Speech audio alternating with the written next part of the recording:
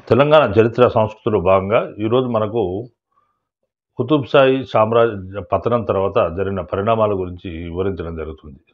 మన కుతుబ్ షాహీ సామ్రాజ్యం మీద మొఘల్ చక్రవర్తి అయిన ఔరంగజేబ్ 1687 సంవత్సరంలో దండయాత్ర చేసి కుతుబ్ షాహీ పాలకుడైన అబుల్ హసన్ తానిషాను ఓడించి కుతుబ్ షాహీ రాజ్యాన్ని 1687 సంవత్సరంలో ఆక్రమించడం జరిగింది.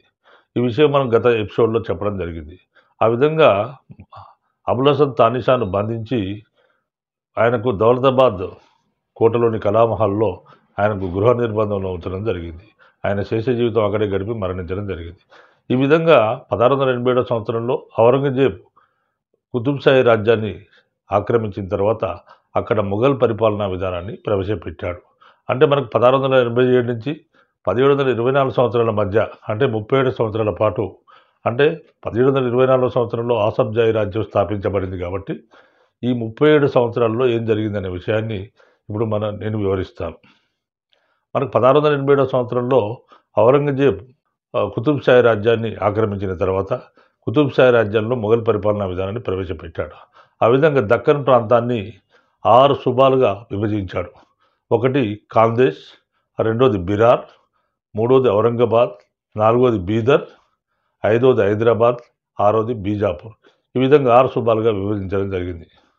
ఆ విధంగా మనకు మొఘలాయికి దక్కన్ రాజధాని ఇక్కడ కుతుబ్ షాహీ రాజ్యమైన ఈ 6 సుబాలకైనా రాజధాని మొత్తానికి రాజధాని ఏంటంటే ఔరంగాబాద్. పరిపాలనా రాజధాని ఔరంగాబాద్ ఉండేది.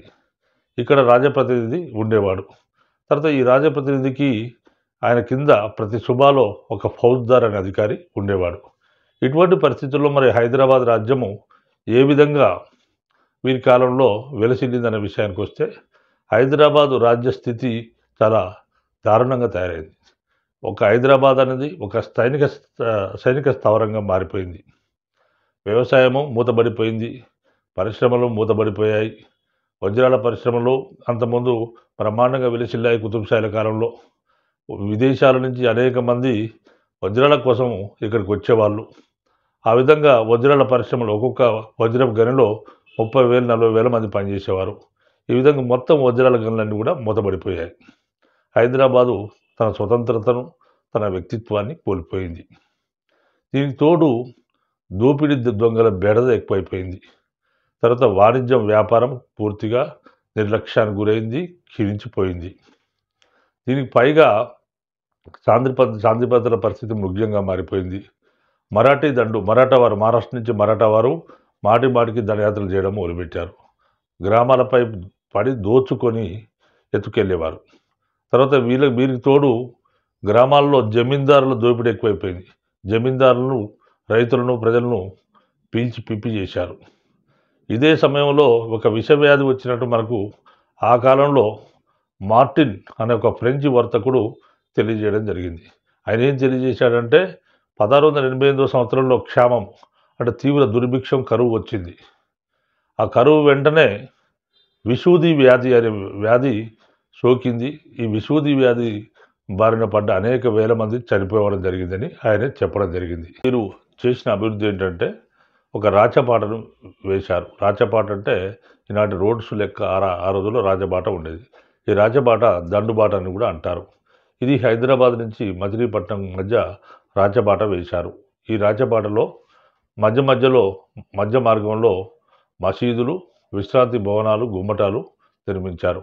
అంటే ప్రేయర్ చేయడానికి మసీదులు ఉండేవి. తర్వాత విశ్రాంతి తీసుకోవడానికి విశ్రాంతి భవనాలు, గుమ్మటాలు ఉండేవి. ఈ విధంగా రాచబాట వేయడం జరిగింది. మరి ఈ కాలంలో జరిగిన ఇంకొక ముఖ్య అంశం అభివృద్ధి ఏంటంటే తపాలా పద్ధతి కొత్తగా ప్రవేశపెట్టబడింది. తర్వాత అంతకుముందు తపాలా వ్యవస్థ లేదు, కానీ మొఘళ్ళు ఇక్కడ తపాలా పద్ధతిని ప్రవేశపెట్టడం జరిగింది. తర్వాత ఈ కాలంలో మొఘల్ దక్కన్ సంస్కృతి కలిసి ఒక మిశ్రమ సంస్కృతి అనేది ఏర్పడింది. ఈ కాలంలో మనకు మొఘల్ సంస్కృతి మరియు దక్కన్లు కలవడం వల్ల ఈ రెండు సంస్కృతుల సమ్మేళనం వలన మిశ్రమ సంస్కృతి అనేది వెలిసింది. అయితే ఔరంగజేబు తర్వాత వచ్చిన పాలకులందరూ కూడా అసమర్థ పాలకులు. ఈ అసమర్థ పాలకులు సరిగా పాలన చేయలేకపోయారు. ఎందుకంటే కడపటి మొఘళ్ళు అని అంటారు. కడపటి మొఘల్లో అందరూ కూడా ఔరంగజేబు తర్వాత వచ్చిన వాళ్ళందరూ కూడా అసమర్థులు. ఈ అసమర్థుల పరిపాలనలో మనకు ఈ రాజ్యం కూడా అడ్మినిస్ట్రేషన్ అంటే పరిపాలన వ్యవస్థ కుంటుపడిపోయింది. తర్వాత మనకు ఆసబ్జాయిలు అంటే మనకు ఈ విధంగా 37 సంవత్సరాలు గడిచిపోయింది. 1687 నుంచి 1724 సంవత్సరంలో ఆసబ్జాయి రాజ్యం స్థాపించబడే వరకు కూడా ఈ వ్యవస్థ ఇట్నే కంటిన్యూ అయింది. ఆ విధంగా మనకు ఆసబ్జాయి రాజ్యం అనేది 1724 సంవత్సరంలో స్థాపించబడింది. 1724లో స్థాపించబడ్డ ఆసబ్జాయి రాజ్యం 1948 వరకు కొనసాగింది. అంటే హైదరాబాద్ పైన పోలీస్ చర్య జరిగే వరకు ఈ రాజ్యం కొనసాగింది. ఆసబ్జాయి రాజ్య స్థాపకుడు ఎవరు అంటే ఆసబ్జాయి రాజ్య స్థాపకుడు నిజాం ఉల్ ముల్క్. ఆయన 1724 నుంచి 1745 సంవత్సరాల మధ్య పాలించాడు. నిజాం ఉల్ ముల్క్ అసలు పేరు ఏంటంటే మీర్ కమరుద్దీన్. ఆయనకు నిజాం ఉల్ ముల్క్ అనేది ఒక బిరుదు. తర్వాత మనకు నిజాం ఉల్ ముల్క్ అనేవాడు ఈ విధంగా ఆసబ్జాయి రాజ్యాన్ని ఏ విధంగా స్థాపించాడు, నిజాం ఉల్ ముల్క్ గతంలో ఏం చేసేవాడు, ఆయన వ్యవహారాన్ని తీసుకుంటే మనకు నిజాం ఉల్ ముల్క్ అనేవాడు తన తాతైన కిలిచ్ ఖాన్తో కలిసి విదేశాల నుంచి భారతదేశానికి ఉద్యోగార్థం రావడం జరిగింది. ఆ విధంగా 1687 సంవత్సరంలో జరిగిన గోల్కొండ పోరాటంలో మొఘళ్ళు గోల్కొండపై దండయాత్ర చేసినప్పుడు ఈయన నిజాం ఉల్ ముల్క్ తాత అయిన కిలిచ్ ఖాన్ ప్రముఖ పాత్ర పోషించాడు. తర్వాత నిజాం ఉల్ ముల్క్ అసలు పేరు మీర్ కమరుద్దీన్. ఈ మీర్ కమరుద్దీన్ అనే అతను క్రీస్తకం 1690 సంవత్సరంలో ఔరంగజేబు మొఘల్ సామ్రాజ్యాన్ని పరిపాలిస్తున్నప్పుడు మొఘల్ దర్బారులో ప్రవేశించాడు. ఆ విధంగా ప్రవేశించి ఉద్యోగంలోకి ప్రవేశించాడు. ఔరంగజేబు ఆయనను 4000 సైన్యానికి మనసబ్దారుగా నియమించడం జరిగింది. తర్వాత కాలంలో ఆయనే మనకు మనసబ్దార్ అయ్యాడు. మళ్ళీ 5000 సైన్యానికి మనసబ్దారుగా ఔరంగజేబే నియమించడం జరిగింది. ఆ విధంగా నియమించి ఆయనను కర్ణాటక ఫౌజ్దారుగా నియమిస్తూ చిన్ కిలిచ్ ఖాన్ అనే బిరుదు ఇవ్వడం జరిగింది. తర్వాత ఔరంగజేబు అనంతరము వచ్చిన కడపటి మొఘల్లో వాడైన ఫరూక్ సియర్ అనేవాడు ఈయన నిజాం ఉల్ ముల్క్ ఫతేహ్ జంగ్ అనే బిరుదులు, 2 బిరుదులు, నిజాం ఉల్ ముల్క్ ఒకటి, ఫతేహ్ జంగ్ అనే 2 బిరుదులు కూడా ఆయనకి ఇస్తూ ఆయనను 7000 సైన్యానికి మనసబ్దారుగా ప్రకటించడం జరిగింది. ఆ విధంగా ఆయన 7000 సైన్యానికి మనసబ్దారుగా ఉండేవాడు. 1719 సంవత్సరం నాటికి ఆయనను దక్కన్ సుబేదార్గా నియమించారు. ఆ విధంగా దక్కన్ సుబేదార్గా నియమించి కొంతకాలం దక్కన్ సుబేదార్గా పనిచేసిన తర్వాత 1722 సంవత్సరంలో ఆనాటి మొఘల్ చక్రవర్తి అయిన మహమ్మద్ షా ఈయనను నిజాం ఉల్ ముల్క్ను మొఘల్ ప్రధానమంత్రిగా నియమించడం జరిగింది. ఆ విధంగా మొఘల్ ప్రధానమంత్రిగా నియమించినప్పుడు నిజాం ఉల్ ముల్క్ ఢిల్లీకి వెళ్ళాడు. మొఘల్ ప్రధానమంత్రిగా పనిచేయడం మొదలుపెట్టాడు. ఆ విధంగా 2 సంవత్సరాలు పనిచేశాడు అహ్మద్ షా దగ్గర. పనిచేస్తున్నప్పుడు రాజ్య వ్యవస్థను మార్చడానికి ప్రయత్నం చేశాడు. అంటే కడపటి మొఘళ్ళ కాలంలో రాజు అంటే గౌరవం లేదు, ప్రజల్లో గౌరవం ఉండేది. కాబట్టి రాజు యొక్క గౌరవాన్ని పెంచి రాజ్యాన్ని అభివృద్ధి చేసి సంస్కరణ చేయడానికి ప్రయత్నం చేశారు. అయితే ఇటువంటి సమయంలో లంచగొండులైన ఉద్యోగుల వల్ల ఈయన చేసిన పథకాలు సంస్కరణలన్నీ కూడా విఫలమయ్యాయి. ఆ విధంగా 2 సంవత్సరాలు సంస్కరణ చేయడం ప్రయత్నించాడు. లంచగొండి ఉద్యోగులు ఒక పక్క, చక్రవర్తి సహకరించలేదు. దాంతో ఆయన ప్రయోగాలన్నీ కూడా విఫలమైపోయాయి. చివరికి 1724 సంవత్సరంలో తనకు ఈ మొఘల్ ప్రధానమంత్రి కంటే దక్కన్ సుబేదారి పదవే చాలా బెటర్ అని చెప్పేసి ఆయన తన సైన్యాలను తీసుకొని 1724 సంవత్సరంలో దక్కన్కు బయలుదేరడం జరిగింది. ఈ విధంగా దక్కన్కు బయలుదేరినప్పుడు చక్రవర్తి నిజాం ఉల్ ముల్క్ తనకు వ్యతిరేకంగా తిరుగుబాటు చేసి వెళ్తున్నాడని గమనించి ఆయనే పెద్ద సైన్యాన్ని తయారు చేశాడు. ఈ సైన్యానికి ముబారిజ్ ఖాన్ అనేవాడిని సైన్యాధిపతిగా చేశాడు. తర్వాత ముబారిజ్ ఖాన్ అనేవాడిని దక్కన్ సుబేదార్గా నియమిస్తూ నిజాం ఉల్ ముల్క్ పెద్ద సైన్యాన్ని ఇచ్చి నిజాం ఉల్ ముల్క్ ఓడించి బందీగా పట్టుకురమని పంపించాడు. ఆ విధంగా మొఘల్ సైన్యాలను తీసుకొని ముబారిజ్ ఖాన్ దక్కన్పై దండయాత్రకు వెళ్ళాడు. ఈ ఇరు సైన్యాలు, నిజాం ఉల్ ముల్క్ సైన్యాలు, ముబారిజ్ ఖాన్ సైన్యాలు 2 కూడా మహారాష్ట్రలోని లాతూర్ దగ్గర ఉన్న శకర్ఖేడా దగ్గర కలిశాయి. ఈ ఇద్దరి మధ్య శకర్ఖేడా యుద్ధం 1724 సంవత్సరంలో జరిగింది. ఈ శకర్ఖేడా యుద్ధంలో 1724 సంవత్సరంలో జరిగిన యుద్ధంలో నిజాం ఉల్ ముల్క్ ఈ ముబారిజ్ ఖాన్ని ఓడించి చంపడం జరిగింది. ఆ విధంగా చంపి ఔరంగాబాద్ రాజధానిగా ఆయన దక్కన్ సుబేదార్గా ఆయన కావడం జరిగింది. ఆ విధంగా దక్కన్ సుబేదార్ అయ్యాడు. దక్కన్ సుబేదార్ అయినప్పుడు ఆనాటి మొఘల్ చక్రవర్తి అయిన మహమ్మద్ షా తాను ఏమి చేయలేక నిజాముల్ ముల్క్ను దక్కన్ సుబేదార్గా గుర్తిస్తూ ఆయనకు ఆసబ్జా అనే బిరుదు ఇవ్వడం జరిగింది. ఆ విధంగా ఆసబ్జా అనే బిరుదు ఇవ్వడం తర్వాత వల్ల నిజాం కూడా తాను మొఘల్ చక్రవర్తికి రాజప్రతినిధిని అని మాత్రమే తన ఖైలా పత్రాలపైన రాసుకున్నాడు. ఆ విధంగా నిజాముల్ ముల్క్ కూడా మొఘల్ సార్వభౌమత్వాన్ని అంగీకరించాడు. ఫలితంగా ఆయనకు ఆసబ్జా అనే బిరుదు మొఘల్ చక్రవర్తి ఇచ్చాడు. వారి వంశమే ఆసబ్జాయి వంశంగా మారిపోయింది. ఈ విధంగా నిజాముల్ ముల్క్ అనేవాడు స్వతంత్ర హైదరాబాద్ రాజ్యాన్ని 1724 సంవత్సరంలో ఔరంగాబాద్ రాజధానిగా స్థాపించి దాదాపు 1724 నుంచి 1745 సంవత్సరాల మధ్య ఆయన స్వతంత్ర హైదరాబాద్ రాజ్యాన్ని పాలించాడు. అయితే మాటిమాటికి మొఘల్ దండయాత్రలు వస్తుండేవి. మొఘళ్ళు వచ్చి ఈయనపై దాడి చేసి నిజాముల్ ముల్క్ ఓడించి మరాఠా పీష్వాలు ఈయనను ఓడించి ఆయన దగ్గర చౌత్ సర్దేశ్ముఖి అనే పనులు వసూలు చేసేవారు. ఈ విధంగా చివరికి అనేక దండయాత్రల్లో మనకు మొఘల్ చక్రవర్తికి కూడా ఆయన సహాయకారాలు అందించాడు. ఆ విధంగా నాదిర్ షా అనేవాడు ఆఫ్ఘనిస్తాన్ నుంచి వచ్చి దండయాత్ర చేసినప్పుడు మొఘల్ చక్రవర్తి ఈయనను పిలిపించాడు. ఈయన పిలిపించినప్పుడు నాదిర్ షాతోని సర్ది ప్రయత్నాలు చేసి ఆయనకు కోహినూరు వజ్రాన్ని నెమలి సింహాసనాన్ని ఇవ్వడం ద్వారా సంధి చేసుకోవడం జరిగింది. ఆ విధంగా నాదిర్ షా దండయాత్రను ఆయనే రాకుండా చేయడం జరిగింది. ఈ విధంగా నిజాముల్ ముల్క్ 1745 సంవత్సరం వరకు పరిపాలించి ఆసబ్జాయి రాజ్యాన్ని పరిపాలించి ఆయన మరణించాడు. ఈయన చనిపోయిన తర్వాత ఆయన కుమారుడైన నాజర్ జంగ్కు మనవడైన ముజఫర్ జంగ్కు మధ్య అధికార పోరాటం ప్రారంభమైంది. ఆయన కుమారుడి పేరు నాజర్ జంగ్, తర్వాత ఆయన బిడ్డ కొడుకు పేరు ముజఫర్ జంగ్. ఈ ఇద్దరి మధ్య వారసత్వ పోరాటం జరిగింది. నాజర్ జంగ్ ఆ విధంగా 1745 నుంచి 1751 సంవత్సరాల మధ్య పాలించాడు. ఈయనే నిజాముల్ ముల్క్కు రెండో కుమారుడు. ఈయన ఈ విధంగా నిజాం ఉద్దౌలా అనే బిరుదుతో రాజు కావడం జరిగింది. తర్వాత ఆయన నిజాముల్ ముల్క్ మనవడైన ముజఫర్ జంగ్ ఆయన కుమారుడు. ఆయన కూడా 1750 నుంచి 51 మధ్య ఆయన కూడా పాలించాడు. ఆయనే ఫ్రెంచి గవర్నర్ అయిన డూప్లే సాయంతో ఆయన హైదరాబాద్ రాజు కావడం జరిగింది. చివరికి వీరి సాయంతో అంటే ఈ కాలంలో జరిగే పోరాటం ఏంటంటే ఫ్రెంచి వారికి బ్రిటిష్ వారికి మధ్య ఆధిపత్య పోరాటం జరుగుతుంది. అంటే మొత్తం భారతదేశంలో నువ్వా నేనా అన్నట్టు పోరాటాలు చేసుకుంటారు.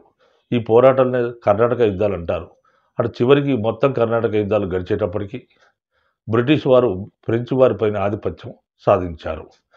ముందు ఫ్రెంచి వారి ఆధిపత్యం సాధించారు. మరి ఫ్రెంచి వారి ఆధిపత్యం సాధించినప్పుడు ముజఫర్ జంగ్ వారిని సమర్థించిన ముజఫర్ జంగ్ హైదరాబాద్ పాలకుడు కావడం జరిగింది. అయితే ఇలాంటి ముజఫర్ జంగ్ను ఆయనను కడప జిల్లా రాయచోట్లో కర్నూలు కడప నవాబులు హత్య చేశారు. ఈ విధంగా హత్య చేసినప్పుడు ఫ్రెంచి వారి ఆధీనంలో ఉన్నాడు. ఆయన ఫ్రెంచి వారి ఆధిపత్యంలో ఉన్నాడు. ఆనాటి ఫ్రెంచి సైన్యాధిపతి అయిన బుస్సీ అనేవాడు ఈయన స్థానంలో ముజఫర్ జంగ్ హత్య చేయబడ్డప్పుడు ఆయన స్థానంలో నిజాముల్ ముల్క్ ఇంకో కుమారుడైన సలాబత్ జంగ్ను 1751 సంవత్సరంలో హైదరాబాద్ పాలకుడిగా నియమించాడు.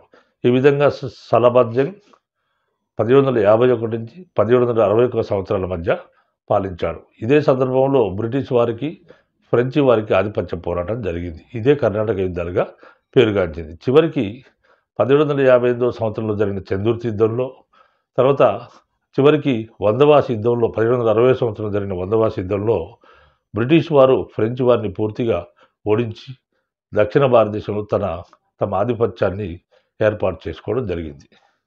ఈ విధంగా మొత్తం మూడో కర్ణాటక యుద్ధం నాటికి ఫ్రెంచి వారు పూర్తిగా కూడా ఆంగ్లేయులు బ్రిటిష్ వారి చేతిలో ఓడిపోయారు. ఆ విధంగా ఫ్రెంచి వారు కొన్ని ప్రాంతాలు పాండిచ్చేరి యానాం ప్రాంతానికి మాత్రమే పరిమితం కాగా బ్రిటిష్ వారు దక్షిణ భారతదేశాన్ని మొత్తం కూడా తమ ఆధీనంలోకి తీసుకున్నారు. ఇటువంటి పరిస్థితుల్లో మనకు 1761 సంవత్సరంలో సలాబత్ జంగ్ తమ్ముడైన నిజాం అలీ ఖాన్ అన్నగారికి వ్యతిరేకంగా పోరాటం చేసి సింహాసనాన్ని ఆక్రమించడం జరిగింది. ఆ విధంగా సింహాసనాన్ని ఆక్రమించినప్పుడు 1751 నుంచి 61లో ఆయన సింహాసనాన్ని ఆక్రమించాడు. ఆ విధంగా నిజాం అలీ ఖాన్ అనేవాడు తన అన్నగారైన సలాబత్ జంగ్ను బంధించి ఆయనే హైదరాబాద్ పాలకుడు కావడం జరిగింది. ఆ విధంగా నిజాం అలీ ఖాన్ 1761 నుంచి 1803 సంవత్సరాల మధ్య పాలించాడు. మరి నిజాం అలీ ఖాన్ అనేవాడు రెండో ఆసఫ్ జా అనే బిరుదుతో ఆయనే రాజు కావడం జరిగింది. తర్వాత నిజాం అలీ ఖాన్ కాలంలో అనేక ముఖ్యమైన పరిణామాలు జరిగాయి. మనకు పోటీ పరీక్షల్లో నిజాం అలీ ఖాన్ అనే పాలకుడు చాలా ముఖ్యమైన వాడు. ఈయనకు సంబంధించిన చాలా అంశాలు గత పరీక్షల్లో అడగబడ్డాయి కాబట్టి అభ్యర్థులు గమనించాలి. నిజాం అలీ ఖాన్ 1763 సంవత్సరంలో తన రాజధానిని ఔరంగాబాద్ నుంచి హైదరాబాద్కు మార్చాడు. తర్వాత ఉత్తర సర్కారులు అనేవి ఆంధ్ర ప్రాంతాలైన ఉత్తర సర్కారులు ఉండేవి. ఇవి వాణిజ్యానికి చాలా అనుకూలమైనవి కాబట్టి ఆనాటి ఓడరేవులన్నీ కూడా ఉత్తర సర్కారులోనే ఉండేవి. మచిలీపట్నం కానీ, నిజాంపట్నం కానీ, పులికాట్ కానీ ఇలాంటి ఓడరేవులన్నీ కూడా ఆ ప్రాంతాల్లో ఉండేవి. ఈ ఓడరేవులను బ్రిటిష్ వారు తమ ఆధీనంలో తెచ్చుకోవడం కొరకు వారు ఉత్తర సర్కారులు కావాలి లీజుకి ఇస్తారా అని చెప్పేసి బ్రిటిష్ వారి తరపున కాండ్రేగుల జోగి పంతులు అనే ప్రముఖ దుబాషిని మనకు నిజాం అలీ ఖాన్ ఆస్థానానికి పంపడం జరిగింది. ఈ విధంగా కాండ్రేగుల జోగి పంతులు వచ్చేసి నిజాంతో చర్చలు జరిపి ఉత్తర సర్కారులను ఆయన ఇవ్వడానికి అంగీకరింపజేయడం జరిగింది. ఆ విధంగా ఉత్తర సర్కారులను 1766 సంవత్సరంలో కాండ్రేగుల జోగి పంతులు చర్చల సందర్భంగా బ్రిటిష్ వారికి నిజాం అలీ ఖాన్ ఇవ్వడానికి అంగీకరించాడు. సంవత్సరానికి 15 లక్షల కౌలుకు ఆ విధంగా మనకు ఉత్తర సర్కారులను నిజాం అలీ ఖాన్ బ్రిటిష్ వారికి ఇవ్వడం జరిగింది. ఆ విధంగా ఆంధ్ర జిల్లాలన్నీ కూడా ఉత్తర సర్కారులన్నీ కూడా బ్రిటిష్ వారి ఆధీనంలోకి పోయాయి. ఒక గుంటూరు సర్కారు తప్ప మిగతా అన్ని సర్కారులను ఇచ్చాడు. గుంటూరు సర్కారు మాత్రము నిజాం అలీ ఖాన్ తమ్ముడైన బసలత్ జంగ్ ఆధీనంలో ఉండేది. ఆయన అప్పుడే చెప్పాడు, బసలత్ జంగ్ అనంతరము మీరు గుంటూరు సర్కారును కూడా తీసుకోవచ్చని ఒప్పందం చేసుకోవడం జరిగింది. మనకు నిజాం అలీ ఖాన్ కాలం నుంచి ఈ విధంగా నిజాం అలీ ఖాన్ కాలం నుంచి వీరిని హైదరాబాద్ నిజాములని ఆయన పేరు మీద హైదరాబాద్ నిజాములుగా వ్యవహరించడం ప్రారంభించారు. తర్వాత బ్రిటిష్ వారు అనేక సందర్భాల్లో నిజాం అలీ ఖాన్కు కొన్ని సందర్భాల్లో అంటే ముఖ్యంగా మరాఠా వారు దండయాత్ర చేసినప్పుడు బ్రిటిష్ వారు ఆయనకు సాయం చేయడానికి నిరాకరించాడు. ఫలితంగా నిజాం అలీ ఖాన్ ఫ్రెంచ్ సైన్యాన్ని నమ్ముకొని ఫ్రెంచ్ సేనాని అయిన రేమాండ్ను నియమించుకున్నాడు. అంటే ఈ ఫ్రెంచ్ సేనాని అయిన రేమాండ్ అనేవాడు నిజాం సైన్యాన్ని పునర్వ్యవస్థీకరించడానికి ఆయన ప్రయత్నం చేశాడు. ఆ విధంగా ఫ్రెంచ్ సేనాని రేమాండ్ నియామకం జరిగింది.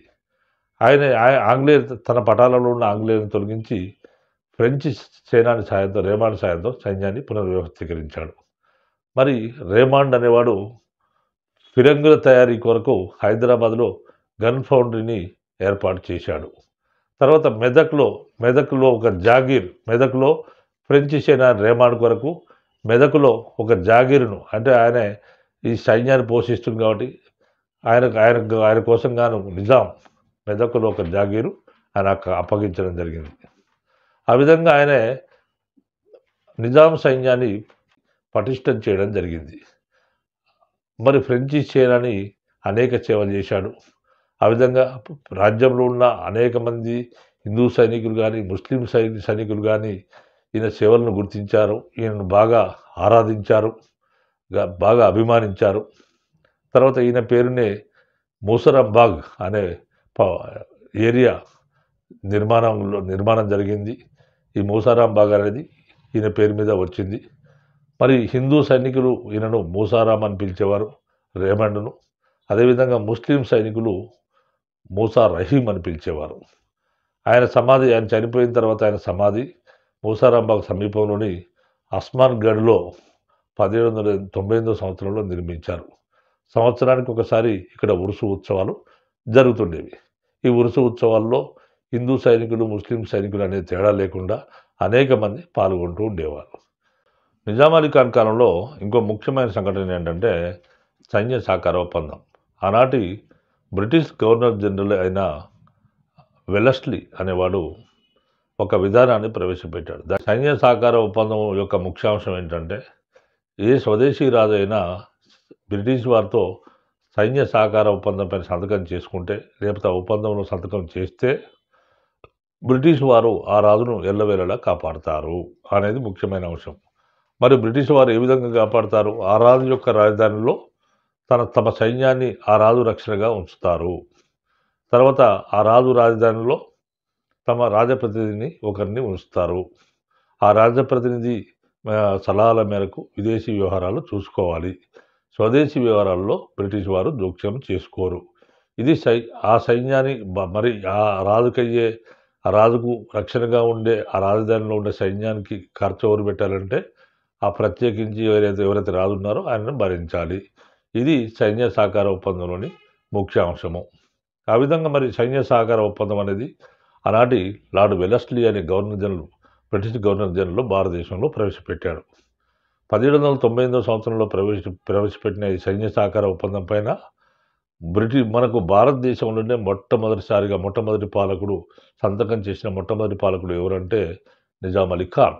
నిజాం అలీ ఖాన్కు మాటికి మరాఠా వారి నుంచి శత్రుభయం ఉండేది. వారు మాటికి అలీ ఖాన్ రాజ్యంపై పడి ఆయన్ని ఓడించి దోచుకొని వెళ్ళేవారు. కాబట్టి మరాఠా వారి భయంతో శత్రు దండయాత్రల భయం వల్ల నిజాం అలీ ఖాన్ బ్రిటిష్ వారితో సైన్య సహకార ఒప్పందం 1798 సంవత్సరంలో చేసుకున్నాడు.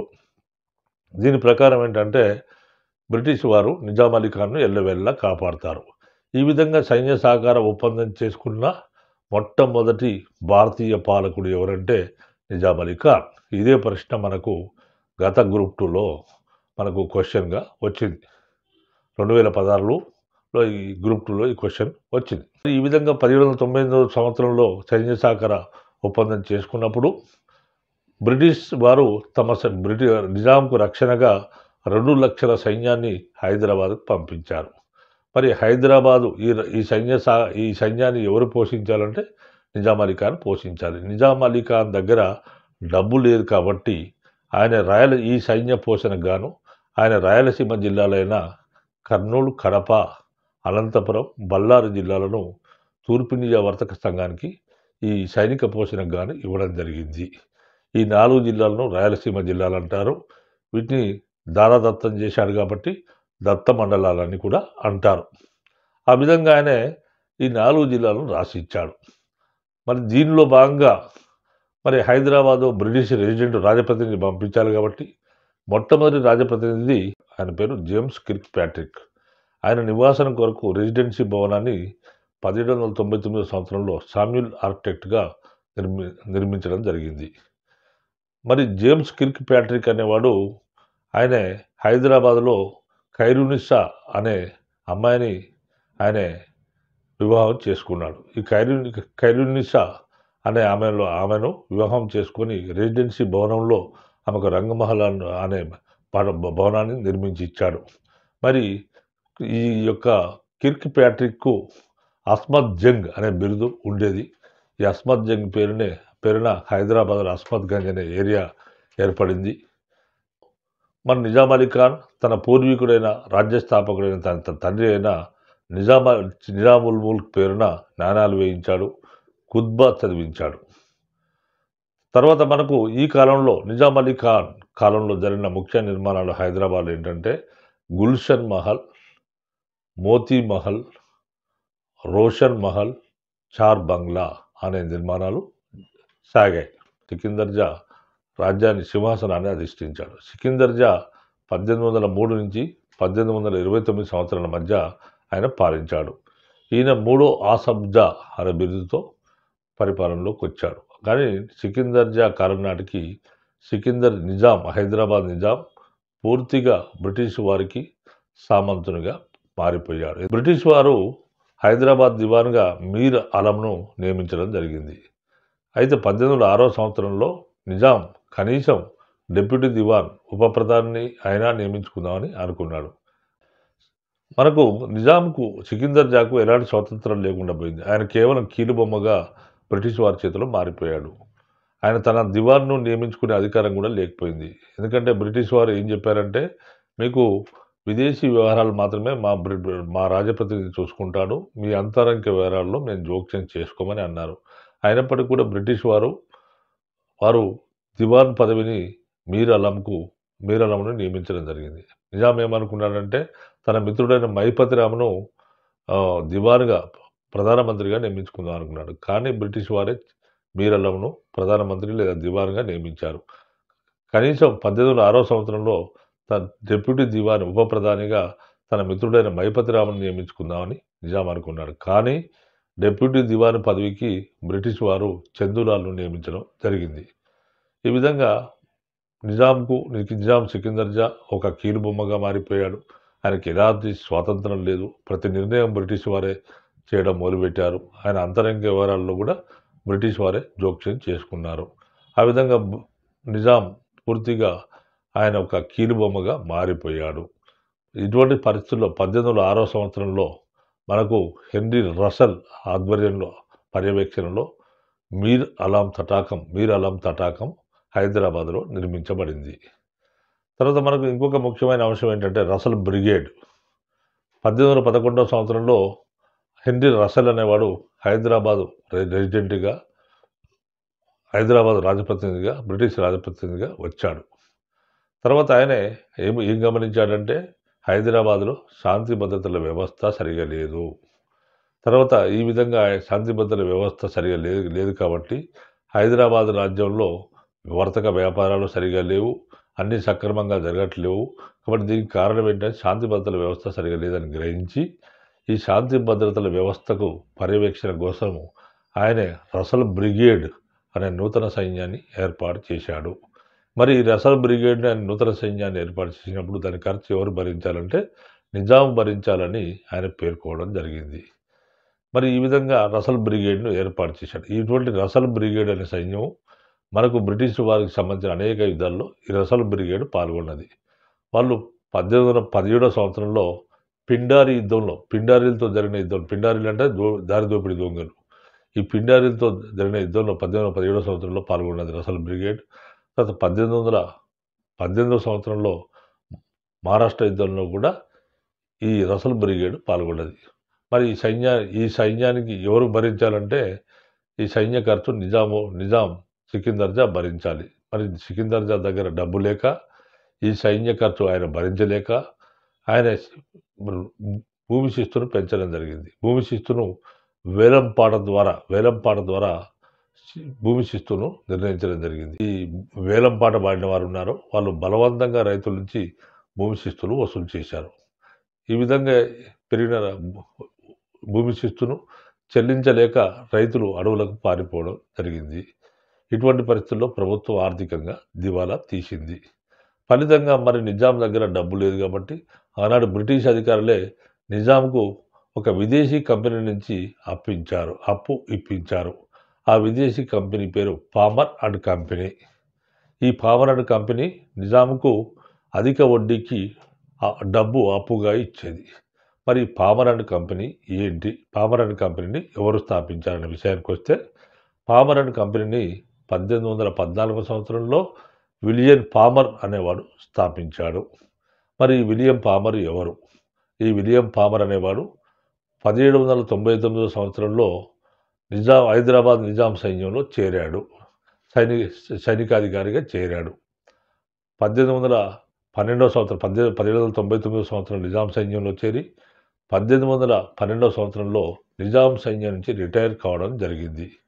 ఆ విధంగా మరి నిజాం సైన్యంలో చేరిన మొట్టమొదటి బ్రిటిష్ పౌరుడు ఎవరంటే విలియం ఫామర్. తర్వాత మరి ఈ విలియం ఫామర్ అనేవాడు ఆయనే ఒక కంపెనీని ఏర్పాటు చేశాడు. అదే పామర్ అండ్ కంపెనీ. ఈ పామర్ అండ్ కంపెనీ ఏర్పాటు చేసి భారత ప్రభుత్వం నుంచి దీనికి అనుమతిని పొందాడు.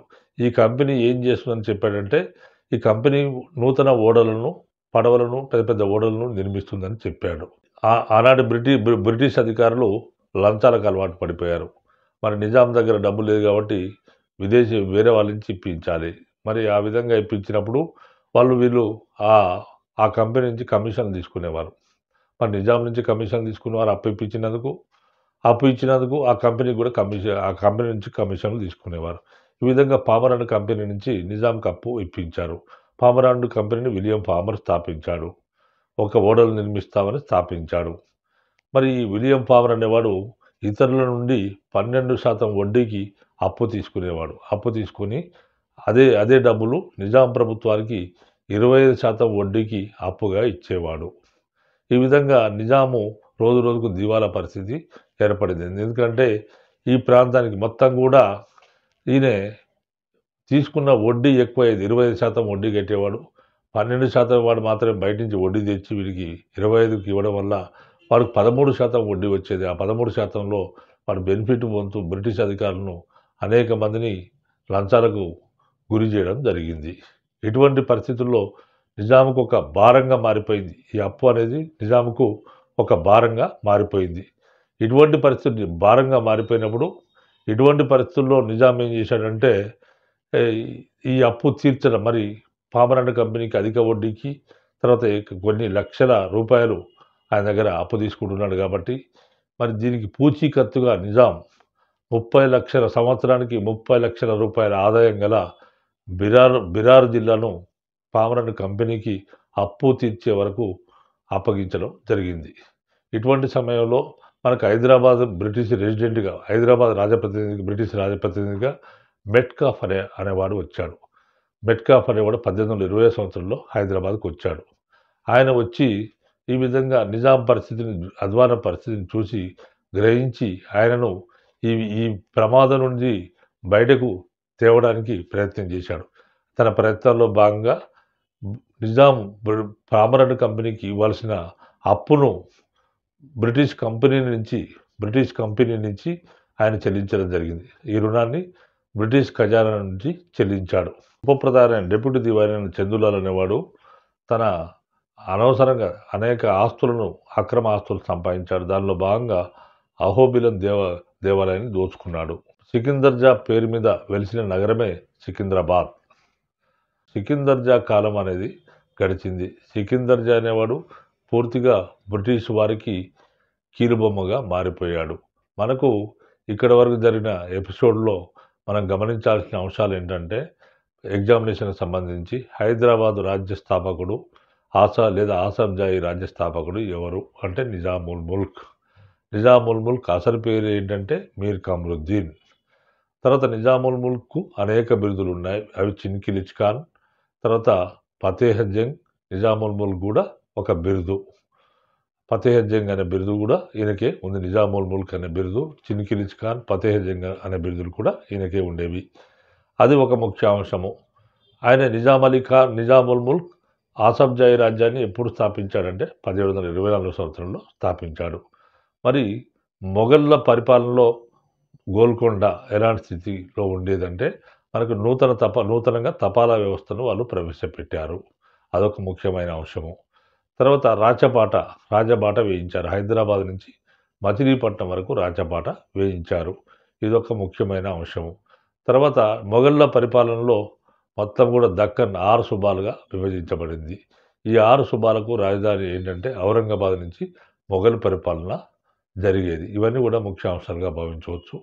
తర్వాత మనకు ఇంకొక అంశం ఏంటంటే నిజాం అలీ ఖాన్ కాలంలో జరిగిన ముఖ్యమైన పరిణామాలు ఏంటంటే భారతదేశంలో మొట్టమొదటిసారిగా సైన్య సహకార ఒప్పందం పైన సంతకం చేసిన మొట్టమొదటి భారత పాలకుడు ఎవరు అంటే నిజాం అలీ ఖాన్ అనేది మనకు ఆన్సర్ అవుతుంది. తర్వాత ఫ్రెంచ్ సేనాని అయిన రేమాండ్ నిజాం సైన్యాన్ని పునర్వ్యవస్థీకరించాడు. ఆయన గన్ ఫౌండరీ అనే దాన్ని ఏర్పాటు చేశారు. గన్ ఫౌండరీని ఎవరు ఏర్పాటు చేశారంటే మనకు ఫ్రెంచ్ సేనాని రేమాండ్ ఏర్పాటు చేశాడు. తర్వాత మూసరాంబాగ్ ఆయన పేరు మీదే నిర్మించబడింది అనేది మనకు చాలా ముఖ్యమైన అంశంగా మనం చెప్పుకోవచ్చు. మరి సికిందర్జా పేరున వెలిసిన నగరమే సికింద్రాబాద్. తర్వాత సికిందర్జా కాలంలో జరిగిన ముఖ్య పరిణామాలు ఏంటంటే రసల్ బ్రిగేడ్ను ఎవరు ఏర్పాటు చేశాడంటే హెన్రీ రసల్ అనేవాడు 1811 సంవత్సరంలో ఏర్పాటు చేశారు. తర్వాత పామర్ అండ్ కంపెనీ మరి భారత సైన్యంలో చేరిన మొట్టమొదటి బ్రిటిష్ పౌరుడు ఎవరంటే విలియం ఫామర్. విలియం ఫామర్ పామర్ అండ్ కంపెనీని ఏర్పాటు చేశాడు. మరి బ్రిటిష్ను బారి నుంచి మరి నిజామును అప్పుల బారి నుంచి ఎవరు కాపాడారంటే మెట్కాఫ్ కాపాడాడు. చందులాల్ అనేవాడు అహోబిలం దేవాలయాన్ని దోచాడు. మీరాలాం అనేవాడిని హైదరాబాద్ దివాన్గా నియమించారు.